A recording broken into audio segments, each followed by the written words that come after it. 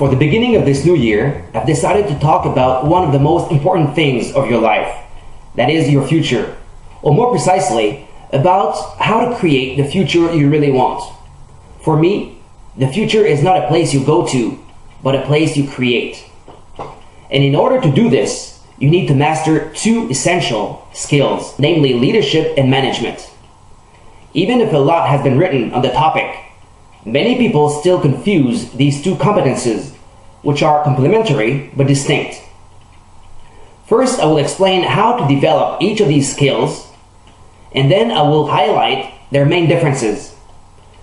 Of course, my big inspiration here comes from the Bible of self-development, namely the 7 Habits of Highly Effective People by Stephen Covey. The essence of leadership is to have a clear vision of what you want to accomplish, or as Covey says, to begin with the end in mind. This means that before you even start setting objectives and try to reach them, you'd better clarify your values and find your own definition of success. Otherwise, it's incredibly easy to get caught up in an activity trap in the busyness of life, to work harder and harder at climbing the ladder of success, only to discover it's leaning against the wrong wall. It's possible to be busy, very busy, without being very effective. Covey gives an interesting image of leadership. He points out that things are in fact created twice. First, there's the mental creation, and then the physical creation. For example, when you create a house, you have to create it in every detail on paper before you start hammering the first nail. It's the same thing for a book, an enterprise, a meeting, or any project. What distinguishes a leader is the fact that he takes charge of this first creation. He writes his own scripts. In other words, he is proactive and doesn't leave the first creation to circumstances or other people. By the way, for Covey, the best way to fully participate in the first creation of your life is to write a personal mission statement, like businesses do. If this first creation represents leadership, the second creation is achieved through management. The best management habit you can develop is to put first things first. And your first things or priorities are defined by your leadership, like I just described. And from experience, I know that for a professional manager, this is far from easy, because your attention is constantly required by everyone everywhere. However, Covey provides a wonderful tool to acquire this habit.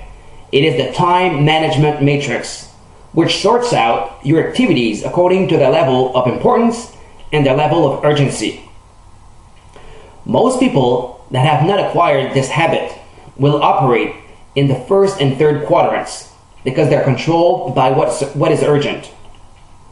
Urgent matters are usually right in front of you and they insist on action. You react to urgent matters. Important matters, on the other hand, will contribute to your mission and priorities, but require more initiative and proactivity. You must act to seize opportunity and make things happen. If you don't develop personal leadership, if you don't have a clear idea of what's important, of the results you desire in your life, you are easily diverted into responding to the urgent. Covey also notes that as long as you focus on quadrant 1, that is crisis management and problem solving, it keeps getting bigger and bigger until it dominates you. However, if you focus on quadrant 2, which includes, among other things, long-term planning, prevention, human relationships, physical exercise, quadrant 1 will shrink and you will be definitely more in control. By the way, all 80-20 activities, which I mentioned in a different presentation, are quadrant 2 activities. Let me finish this description of management with Covey's analogy of the jar, which I love. After placing many rocks in a jar, you can still add pebbles, sand, and water. However, If you don't place the rocks first, none of them will fit. First things first. Big rocks are your high priority activities. Pebbles, your secondary priorities. Sand, your low priorities.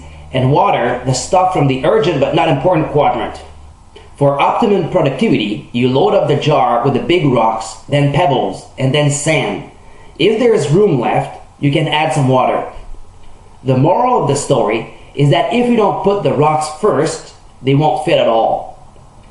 So, what distinguishes leadership from management? Simply put, leadership is doing the right things, while management is doing things right. In a way, we can say that leadership is more important than management. Indeed, what you do is more important than how you do it. If the runner wants to be the winner, he must first do the right thing, that is, run in the right direction.